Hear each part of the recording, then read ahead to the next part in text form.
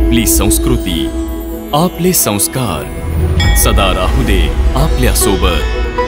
भारताच्या महान ग्रंथांचे आणि काव्यांचे संपूर्ण संकलन सबस्क्राइब करा तिलक।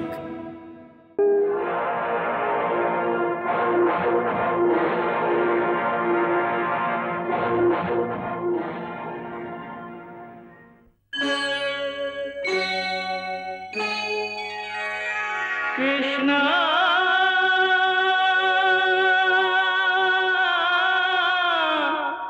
कृष्णा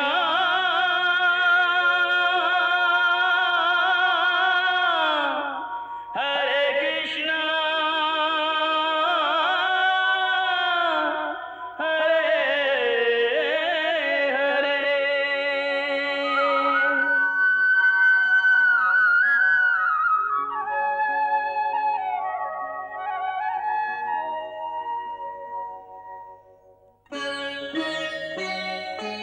सच्चिदानंद रूपाय विश्वोत्पत्त्यादि हेतवे तापत्रय विनाशाय श्रीकृष्णाय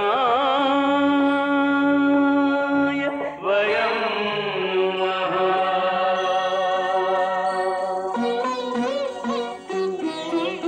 श्रीकृष्ण गोविंद हरे मुरारे हे नाथ नारायण वासुदेव। हरे कृष्ण राधे राधे कृष्ण कृष्ण कृष्ण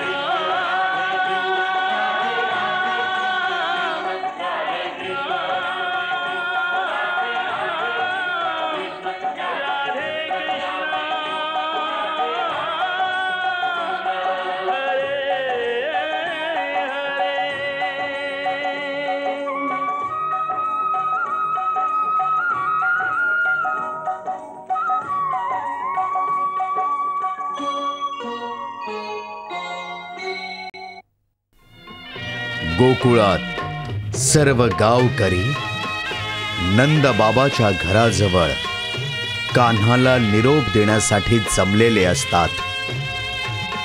कान्हाने त्यांचं हे गोकुळ सोडून कुठेही जाऊ नये असं गोकुळातील आबाल वृद्धांना वाटत असतं। कान्हा यशोदा मैयाचा आशीर्वाद घेऊन निरोप देण्याची विनंती करत असतो। आईला निरोप देताना तिचेही डोळे भरून आलेले असतात। यशोदेच्या डोळ्यातून अविरत अश्रुधारा वाहत असतात। शेवटी अक्रूर बलराम आणि कान्हाला घेऊन रथाच्या दिशेने निघतात। यशोदा आणि रोहिणी दोघेही आपल्या मुलांना निरोप देताना भावविभोर होतात।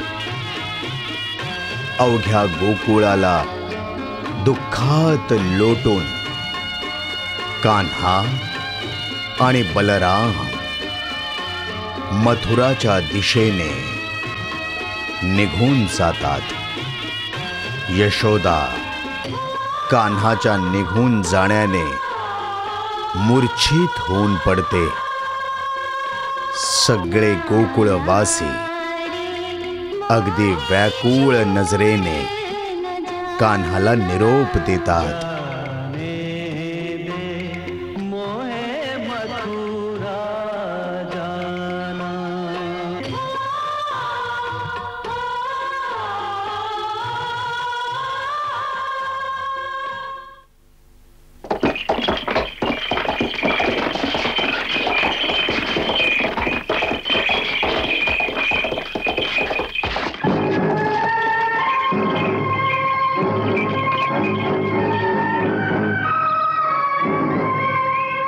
काय झालं? प्रभू, यांनी रस्ता अडवला आहे। कोणी? आम्ही सगळ्यांनी।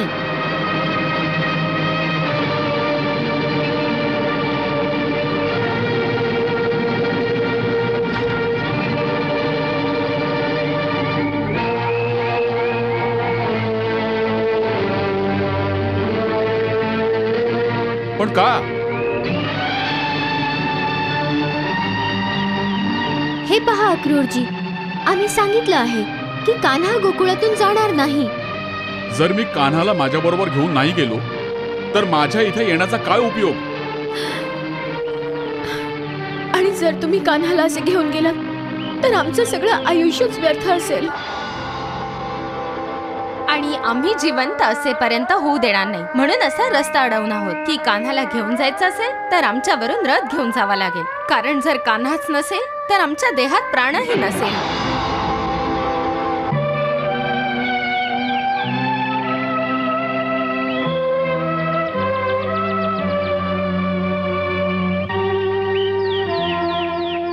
कारण ही माझ्या मातापित्यांची आज्ञा आहे.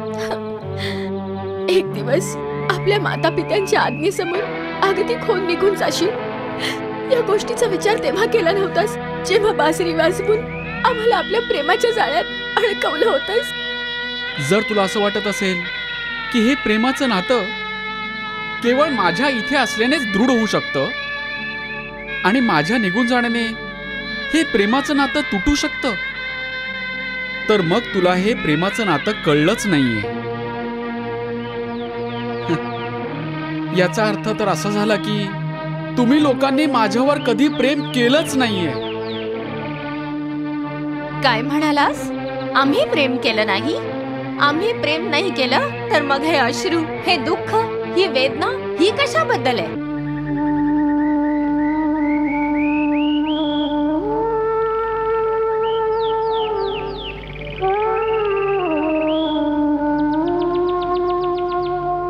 हे अश्रू, ही वेदना, हे दुःख हे केवळ मोहामुळे होणारं दुःख आहे. हे अशा प्रकारे रस्ता अडवणं, शोक करणं ही प्रेमाची लक्षणं नाही, तर केवळ मोहाचं प्रदर्शन आहे. चला, तू मोहाचं प्रदर्शन म्हणतोस, ती प्रेमाची आगतिकता आहे. प्रेमासाठी केलेले बलिदान आहे ते. कसलं बलिदान? आपल्या प्राणांचं बलिदान.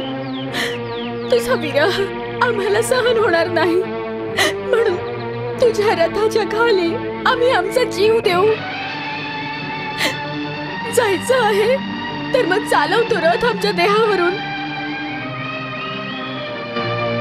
मला माझ्या कर्तव्य पथामध्ये अडवणूक करून जर तुला वाटत असेल की हाच तुझ्या प्रेमाचा विजय आहे, तर मग तुला प्रेमाचा अर्थ कळलाच नाही. मग तू काय प्रेम करणार?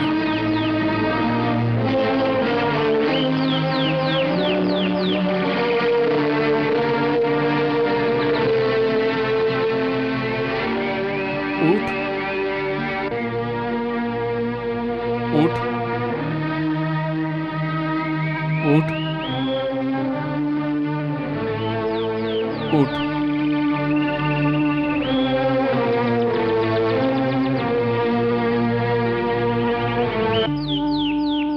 लक्षात ठेवा, प्रेम कधी कर्तव्याच्या मार्गात अडथळा ठरत नाही. जे खरं प्रेम असतं ते कर्तव्याच्या मार्गावर जाणाऱ्या आपल्या प्रियकराचं बळ बनलं पाहिजे. त्याचा मजबूत आधार असतो तो.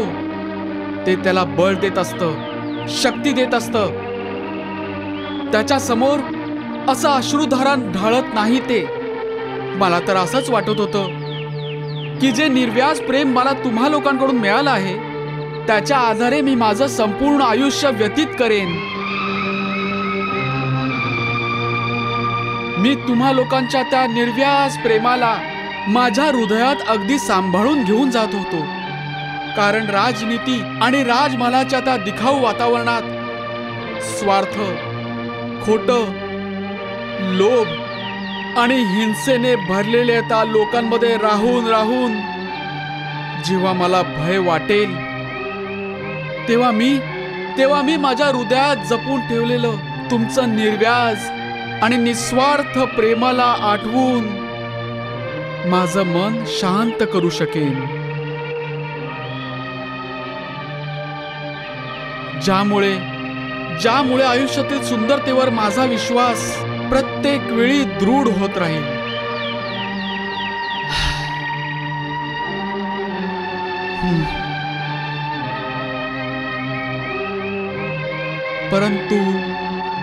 परंतु आता तर असं वाटतंय की मी चुकीचं काहीतरी समजलो. त्यांच्याकडून प्रेमाची अपेक्षा केली होती, ज्यांना प्रेमाचा अर्थ देखील ठाऊक नाही.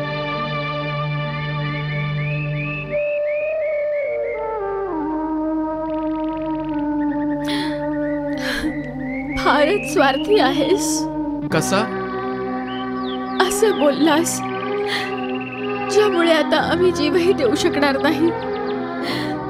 असं बोलून तू आम्हाला हतबल केलंस की आयुष्यभर आपल्या हृदयात आमचं प्रेम जपून ठेवशील, असा विचार करून की आमच्या प्रेमाची शीतल झुळूक प्रत्येक क्षणी तुझ्या हृदयातील वादळाला शांत करत असेल.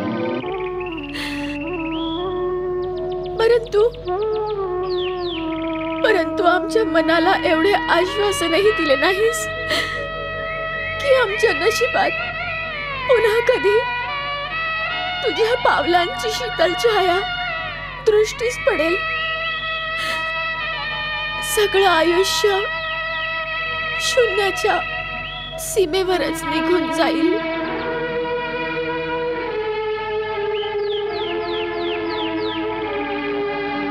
नाही, आयुष्य व्यर्थ जाणार नाही.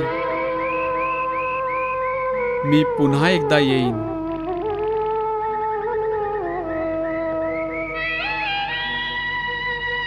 बस या वचनाच्याच आधाराने जगू आम्ही. माझ्यावर विश्वास ठेवा, माझे वचन खोटं नसेल.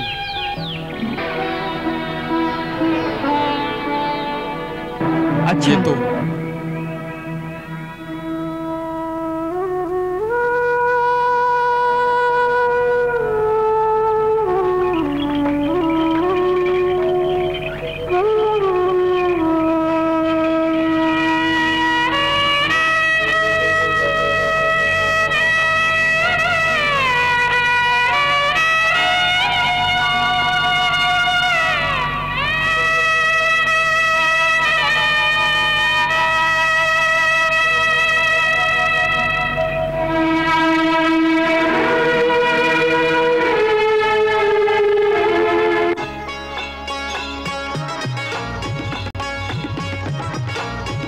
राधा एका उंच टेकडीवरून रथातून निघून जाणाऱ्या आपल्या प्रिय कान्हाकडे पाहत आहे. तिला ठाऊक आहे ही त्या दोघांची शेवटची भेट असू शकते. म्हणून ती हात जोडून कान्हाचा निरोप घेते. कर्तव्याच्या मार्गावर निघालेल्या आपल्या कान्हाला ती थांबवू शकत नाही. कान्हाचं लक्ष तिच्याकडे जातं आणि तो रथ थांबवण्याची विनंती करतो.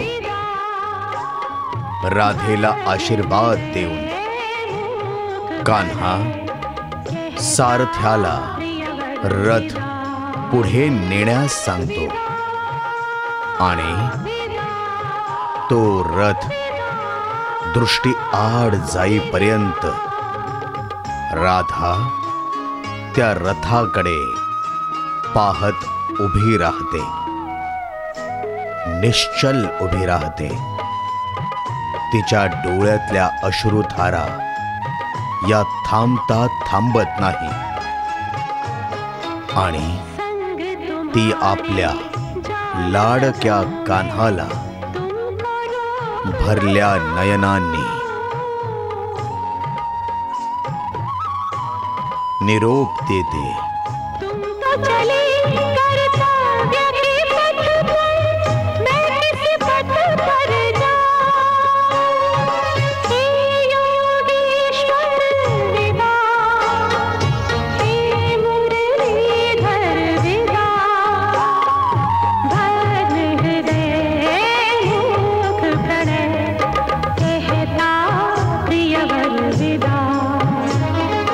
विदा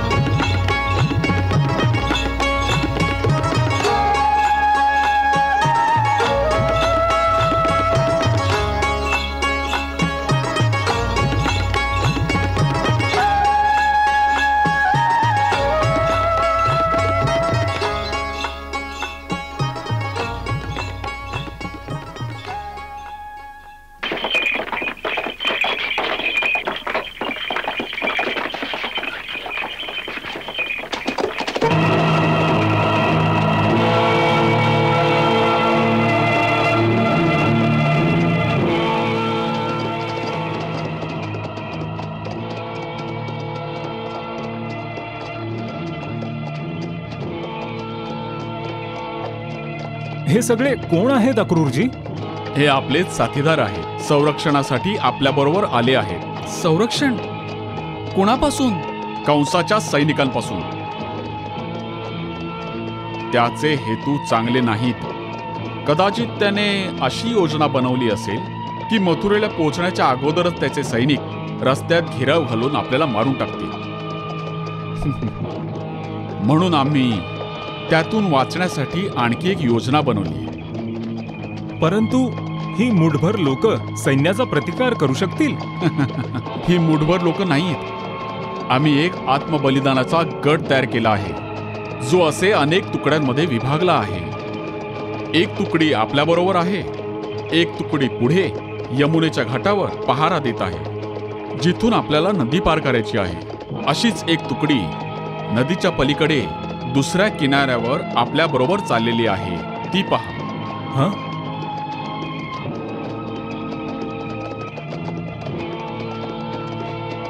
ते कशासाठी?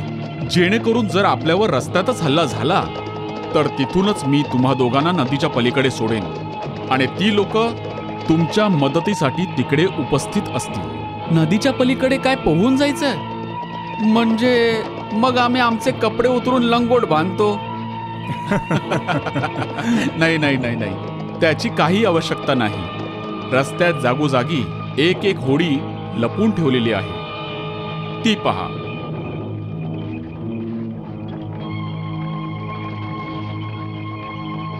हा सगळा प्रबंध तर फारच उत्तम आहे अक्रूरजी, परंतु ज्या सैन्याच्या भीतीमुळे हे सगळं होत आहे त्याचा अंदाज मात्र कसा येईल? त्यासाठी आपले साथीदार या टेकड्यांवरती सतत पहारा देत आहेत. ते पहा.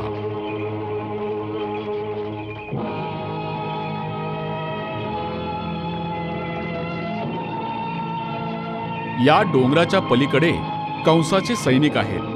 आपले साथीदार त्यांच्या हालचालींवर लक्ष ठेवून आहेत. जर काही धोका वाटलाच तर त्यांच्या हातातील पताकाचा रंग बदलून जाईल. वा काका, काय तयारी केली आहे तुम्ही? मानला आम्ही तुमच्या सुरक्षा प्रणालीला. तुम्ही खरोखरच यादवांचे सरसेनापती होण्याच्या योग्यतेचे आहात. तुमचं जेवढं कौतुक करावं तेवढं कमीच आहे. राजकुमार कृष्ण, मला माझं कौतुक, कुठल्याही पदवीची काळजी नाही. काळजी तर केवळ मला तुमच्या सुरक्षिततेची आहे. हे माझं दुर्दैव आहे की मी स्वतः तुम्हाला त्या नराधमाकडे घेऊन चाललो आहे आणि माझं अंतर्मन ही गोष्ट स्वीकारत नाही. तर मग तुम्ही आता काय कराल? ह्याच धर्मसंकटाचा निर्णय घ्यायचा आहे की काय करावं. एकीकडे महाराजांची आज्ञा आहे आणि दुसरीकडे आमच्या साथीदारांचा एकच आग्रह आहे की मथुरेत प्रवेश करण्या अगोदरच आपल्याला पळवून राज्यातील कुठल्या तरी सुरक्षित ठिकाणी घेऊन जावं. तर मग तुम्ही काही निर्णय घेतलात? नाही. ह्याच धर्मसंकटात अजून अडकलो आहे. हाही धर्म आहे आणि तोही धर्म आहे. तुम्ही निर्णय नाही घेऊ शकणार अक्रूरजी, परंतु मी निर्णय घेतला आहे. कसला? अक्रूरजी, आता तुमच्या समोर परस्पर विरोधी कर्तव्य आहेत, परंतु माझ्या समोर तर एकच कर्तव्य आहे. तुम्ही एका राजकारण्याचे कर्तव्य निभावत आहात, परंतु मी केवळ एका पुत्राचे कर्तव्य पाहत आहे. एक पुत्र असल्या कारणाने माझे केवळ एकच कर्तव्य आहे की मी आपल्या पित्याला दिलेले वचन व्यर्थ जाऊ देणार नाही. माझ्या पिताश्रींनी कंसाला जे वचन दिलं आहे त्याचे मला पालन करावे लागेल. हेच एका पुत्राचे कर्तव्य आहे. म्हणून आता या क्षणी तुमचे एकच कर्तव्य आहे की आपण आपल्या महाराजांच्या आज्ञेनुसार मला घेऊन जाऊन महाराज कंसाच्या हवाली करा.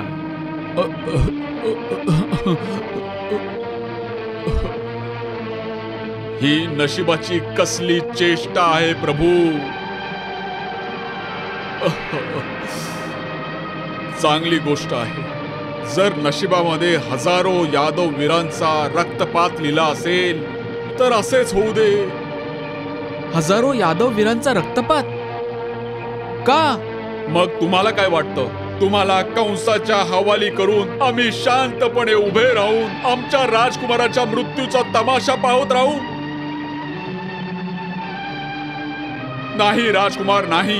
एकदा तुम्हाला त्याच्या समोर उभे करेन, बस इथेच महाराजांना दिलेलं वचन पूर्ण होत आहे.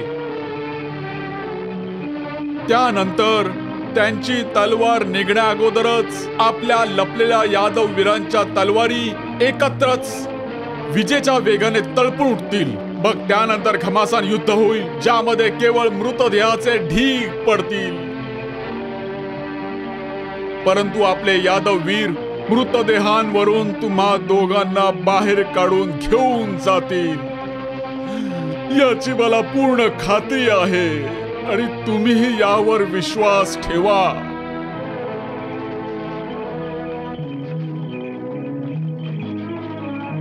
अक्रूरजी, मला तर तुमच्या शौर्यावर पूर्ण विश्वास आहे. तुमच्या राजभक्तीवर देखील विश्वास आहे. परंतु तुम्हाला आमच्यावर विश्वास नाही. तुमच्यावर? अक्रूरजी, जितका तुम्हाला आपल्या शौर्यावर विश्वास आहे, तितकाच विश्वास तुम्ही आमच्या शक्तीवर दाखवलात, तर मग ही काळजी करण्याचं कारणच राहणार नाही.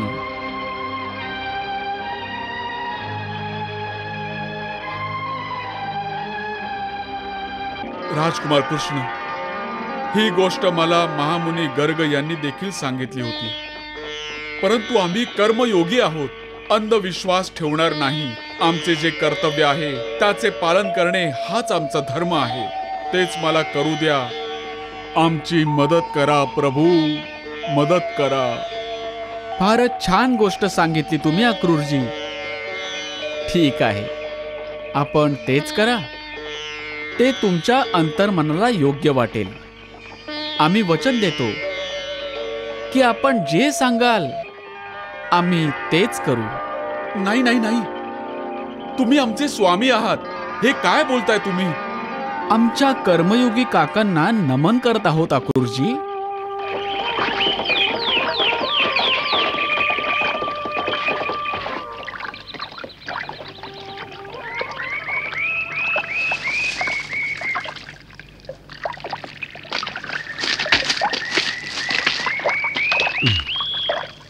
तुम्ही दोघे इथेच विश्रांती घ्या, मी जरा आलोच. ठीक आहे काका.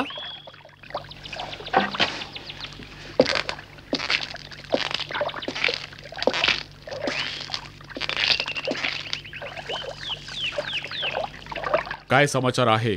आपल्या चौथ्या तुकडीतील आपले साथीदार अजून यमुनेच्या पलीकडे पोहोचलेले नाहीत. पोचले असतील, केवळ दिसत नसतील. म्हणजे हे की माझा हाच आदेश होता की पलीकडे जाऊन त्यांनी लपून राहावं आणि तेव्हाच बाहेर यावं जेव्हा नदीच्या दोन्ही किनाऱ्यावर बाकी सर्व व्यवस्था योजनेनुसार झालेली असेल आणि मी त्याबाबत इशारा करीन. त्यासाठी मला यमुनाजीमध्ये स्नान करावे लागेल. तोच आपला गुप्त इशारा असेल. म्हणजे हे की जोपर्यंत मी 3 वेळा डुबकी मारत नाही तोपर्यंत ते प्रकट होणार नाहीत. केवळ मी चौथ्यांदा डुबकी मारेन, तोच आपला गुप्त इशारा असेल की कार्यवाहीची वेळ झाली आहे. वा, फारच सुंदर खेळी आहे तुमची काका. हा, ही रणनीती आहे राजकुमार, तुम्हाला नाही कळणार. होय, ती तर तुम्ही चांगल्या प्रकारे जाणता. सारथी, आमचे स्नानाचे कपडे घेऊन या.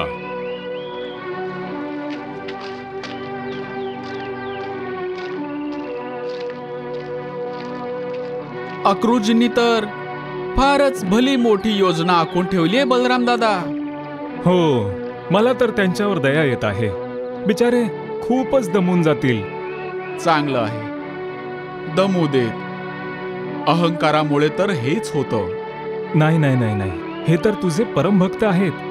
त्यांच्यावर दया कर. आता यांचा उद्धार करून टाक. जशी तुझी आज्ञा.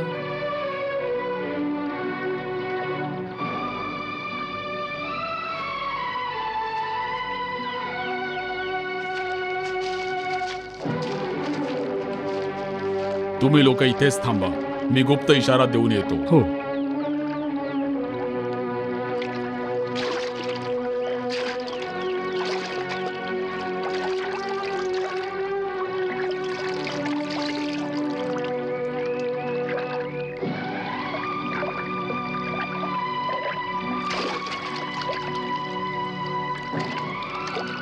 अक्रूरजी,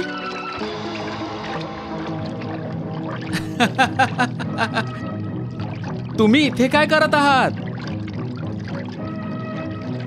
सांगा ना, काय करत आहात?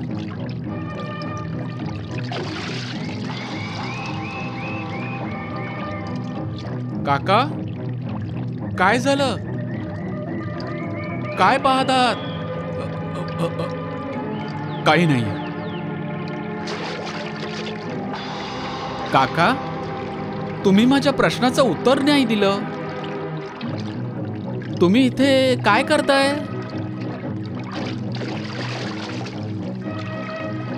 सांगा ना काका, काहीतरी उत्तर द्या.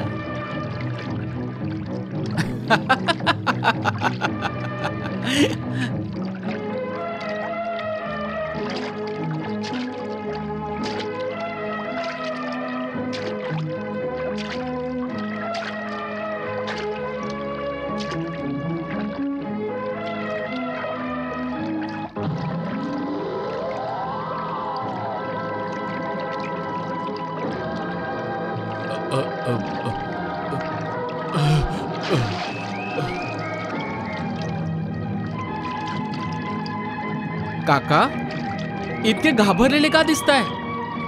काय झालं? ते काही नाही.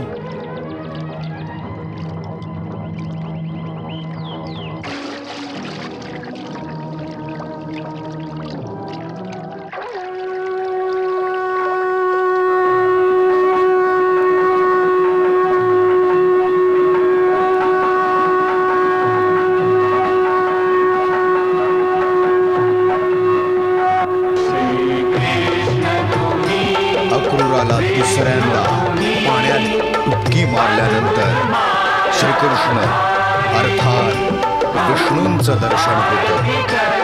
सर्व देव, ब्रह्मा, नारद, देवी, लक्ष्मी सर्वजण तिथे उपस्थित असतात. अक्रूर चालत त्या दृश्याच्या दिशेने जातात. ते सगळं दृश्य बघून ते अचंबित होऊन पाहत राहतात. विष्णूच्या दशावतारांची रूप अक्रूरांना पाहायला मिळतात. अक्रूरांचे हात त्यांना पाहून आपोआप जोडले जातात. विष्णूच्या 8व्या अवतारात स्वतः कृष्ण असल्याचं अक्रूरांच्या लक्षात येतं आणि ते तन, मन, धनाने आणि त्यांच्या अनंत इच्छेने कान्हाला शरण जातात.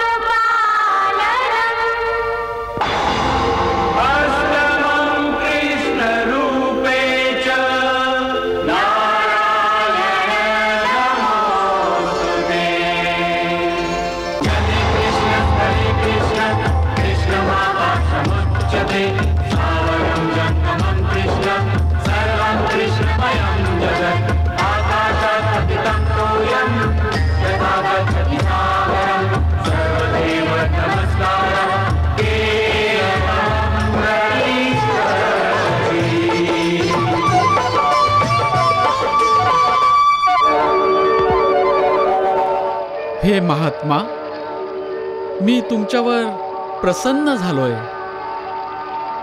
बऱ्याच काळापासून आमच्या सुरक्षेच्या कारणासाठी तुमच्या हृदयात केवळ माझेच ध्यान होते, फक्त माझाच विचार होता.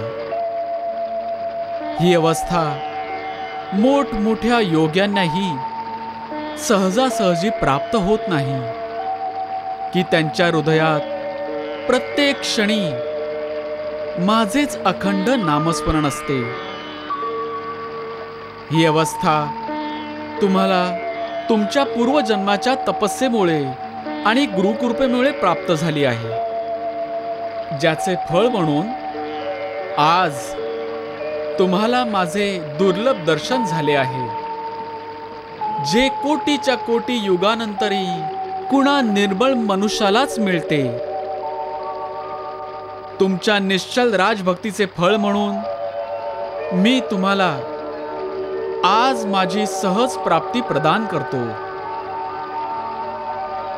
तुमच्या कर्तव्यनिष्ठेमुळे, तुमच्या कर्मयोगावर अटळ राहण्याचा तुमचा अहंकार, कारण निस्वार्थ असल्यामुळे तो अहंकार, तो तुमचा दोष मानला जाणार नाही. मी तुम्हाला त्या निस्वार्थ अहंकाराच्या बदल्यात भगवतपरायण होण्याची भावना प्रदान करतो. आज महामुनी गर्ग यांचे वचन सार्थ झाले. आजपासून तुमचे चित्त सदैव केवळ माझ्या चरणांपाशी लीन झालेले असेल. त्यात कधीही कुठला विकार येणार नाही. तुम्ही एखाद्या खऱ्या कर्मयोगाप्रमाणे संसाराचे सर्व कर्म करत राहाल, परंतु ते सर्व कर्म भगवत पूजेप्रमाणे मोक्षदायक असतील. तथास्तु.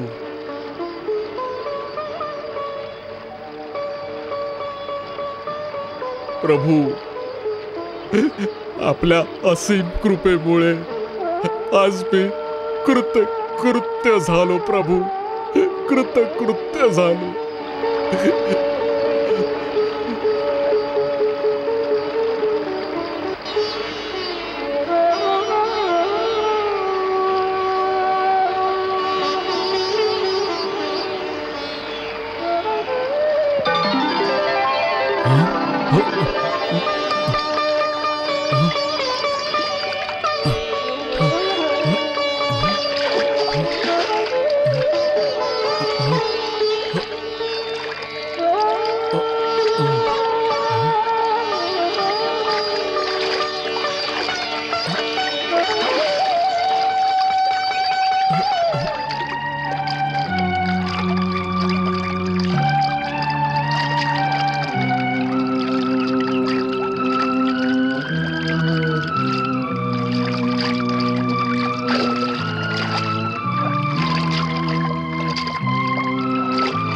स्वामी, तुम्ही चौथी डुबकी मारायला विसरलात. आता चौथ्या डुबकी मारण्याची आवश्यकता राहिलेली नाही. परंतु ते लोक, परंतु काही नाही. सर्व काम ठीक झाले आहे. ठीक झाले आहेत सर्व काम. ऐका, सगळ्यात साथीदारांना सांगा की आता काळजी करण्याचे काहीही कारण नाही. जो सगळ्यांचे रक्षण करतो त्याच्या सुरक्षेसाठी आपण काळजी करण्याची आवश्यकता नाही. प्रभू,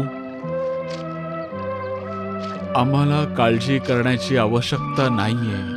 आम्हाला काळजी करण्याची आवश्यकताच नाहीये.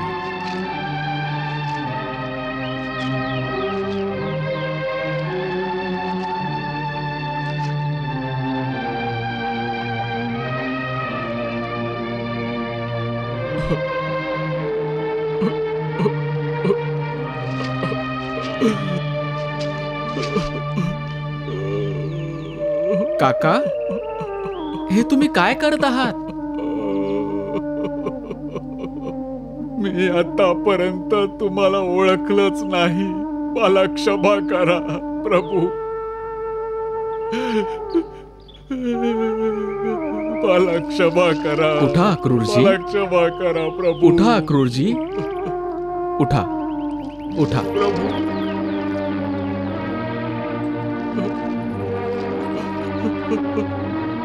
अक्रूरजी, मी तर केवळ तुमची काळजी दूर करत होतो.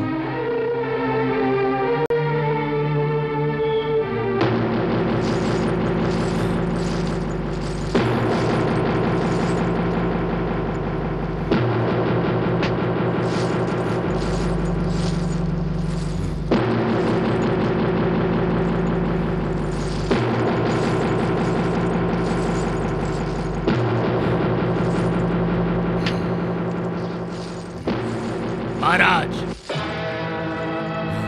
चाणूर, सांग, गोकुळातून काही बातमी मिळाली? अभिनंदन महाराज, अभिनंदन. आपला डाव यशस्वी झाला. आत्ताच गुप्तहेरांनी येऊन सूचना दिलेली की आज पहाटेच कृष्णाला घेऊन अक्रूर तिथून निघालेला आहे. सुंदर, अति सुंदर. हे बघ, रस्त्यात लक्ष ठेव. येताना काही गडबड होता कामा नये.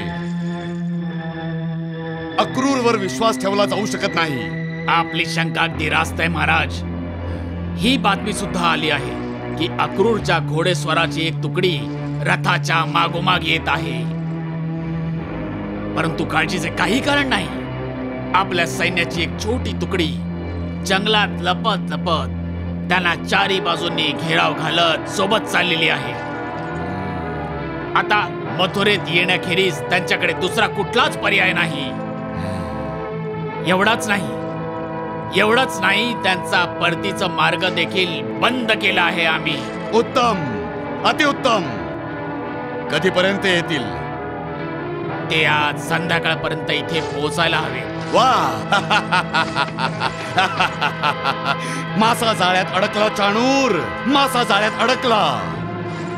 नगरात पोहोचताच त्याची जीवन यात्रा संपवून टाकू. क्षमा करा महाराज, असे करणे शहाणपणाचे ठरणार नाही. का? त्याचे बरेच कारण आहे. काय कारण असू शकतात? पहिलं कारण तर हे की सगळ्या नगरात ही बातमी पसरलेली आहे. अक्रूर सोबत कृष्ण मथुरेला येत आहे उत्सव पाहण्यासाठी.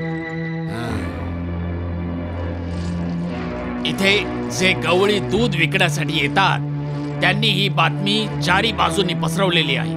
आणि न जाणे कशी काय लोकांना ही गोष्ट कळलेली आहे की कृष्ण नंदाचा मुलगा नसून पण देवकीचा 8वा पुत्र आहे. बस, ही बातमी कळल्यानंतरच प्रजेमध्ये एक वेगळा जोश संचारला आहे. जोश? कसला जोश? ही जुनी गोष्ट. जर हा देवकीचा 8वा पुत्र असेल तर हा तारणहार आहे ज्यांची त्यांना अनेक वर्षापासून प्रतीक्षा होती. पुन्हा तेच तारणहार, तारणहार, तारणहार. जो तारणहाराचं नाव घेईल त्याची जीभ छाटून टाकू शकत नाही का? छाटू शकतो, त्या सर्वांची जिभा छाटू शकतो. परंतु महाराज, तुम्ही हे विसरू नका, या क्षणी तुमच्या निमंत्रणावरून अनेक राज्यांचे राजे, सरदार इथे आलेले आहेत. त्यांच्या व्यतिरिक्त बाहेरच्या राज्यातून हजारो लोक उत्सव पाहण्यासाठी मथुरेच्या बाजारात फिरत आहेत. ते इथे असताना त्यांच्या डोळ्यांसमोर आपण मथुरावासींना कसे काय गप्प करू शकतो? चारी बाजूंनी मोठा गोंधळ माजू शकतो जो आटोक्यात आणणे कठीण जाईल. मग आपण आपल्या शत्रूला कसे मारू शकतो चाणूर? कसे मारू शकतो? महाराज, जरा थंड डोक्याने विचार करा. हे उतावळेपणाने करायचे नाही, धीराने घ्यायचे आहे. धीराने. जरा विचार करा. तुमचा परमशत्रू यावेळी स्वतःच्या पायाने चालत तुमच्या जाळ्यात अडकण्यासाठी येत आहे. त्याला शांतपणे आत येऊ द्या. तो येताच मथुरावासी चारी बाजूंनी त्याच्या दर्शनासाठी गर्दी करतील. त्यांना आनंद होऊ द्या. त्यांना त्यांचा जय जयकार करत बसू द्या. प्रजा त्याचा जय जयकार करेल आणि आम्ही अगदी स्वस्थ बसून शांतपणे हा तमाशा बघत राहू? हा, नाही महाराज, शांतपणे तमाशा नका पाहू. तर तुमच्याकडूनही तुमचे मंत्री त्याचे राजकुमार म्हणून स्वागत करतील. त्याला आजची रात्र एका सुंदर अतिथीगृहामध्ये काढू द्या. जनतेचा उत्साह काही काळासाठीच असतो. त्याचे अशा प्रकारे आदरातिथ्य पाहून मथुरावासी शांत होतील आणि गुपचूप आपल्या घरांमध्ये जाऊन झोपून जातील. मग मग मग तर अनेक पर्याय आहेत महाराज. कृष्णा